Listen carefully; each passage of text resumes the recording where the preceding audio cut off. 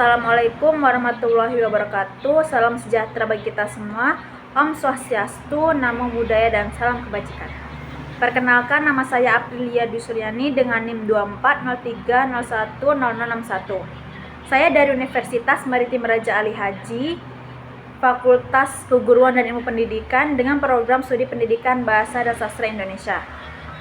Di sini saya akan memenuhi tugas ujian tengah semester mata kuliah Teori dan Sejarah Sastra. Baiklah, saya akan menjelaskan pengertian sejarah sastra dan jenisnya.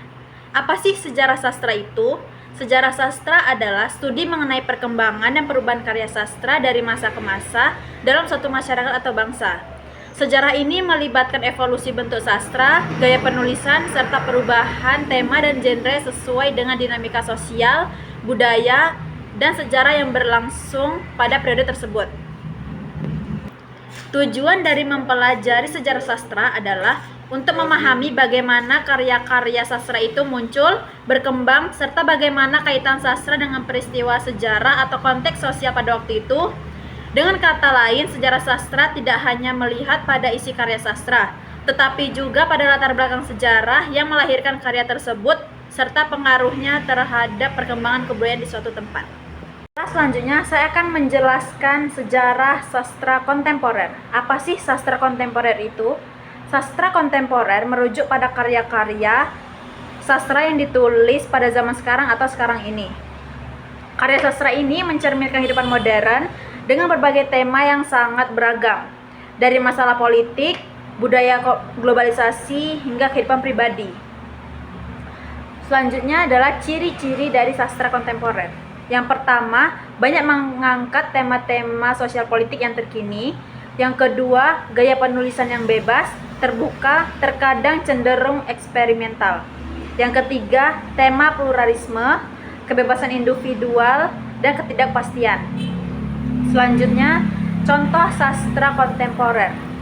Contoh yang pertama ada sastra postmodern.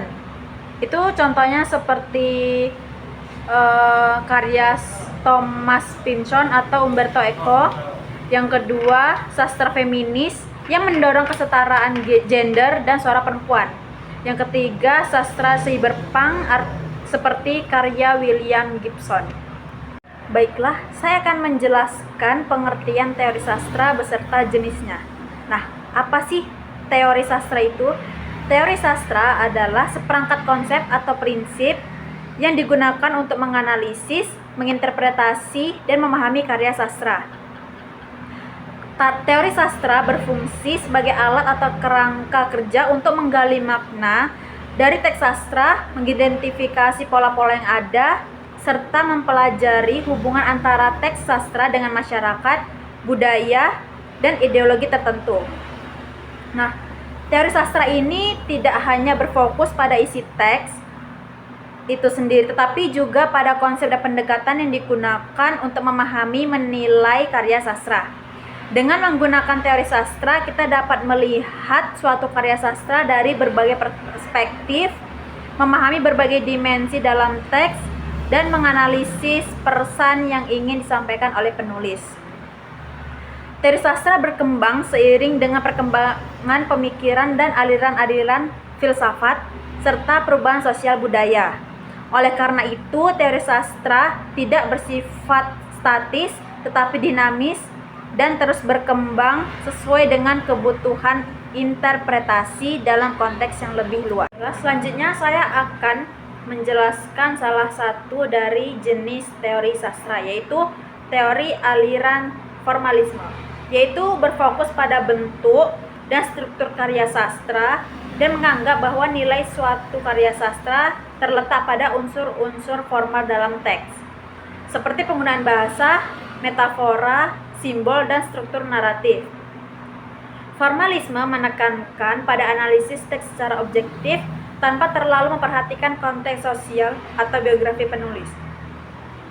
Terdapat 3 ciri-ciri formalisme. Yang pertama, memusatkan perhatian pada bahasa dan struktur teks sastra. Yang kedua, mengabaikan faktor luar teks seperti latar belakang sosial atau sejarah penulis. Yang ketiga, menganalisis elemen-elemen formal seperti ritme, meter, dan cara penggunaan simbol. Contohnya, menganalisis puisi William Wordsworth dengan fokus pada penggunaan simbolisme alam dan struktur ritme dalam puisinya. Baiklah, sekian penjelasan materi dari saya. Sekian, terima kasih. Wassalamualaikum warahmatullahi wabarakatuh.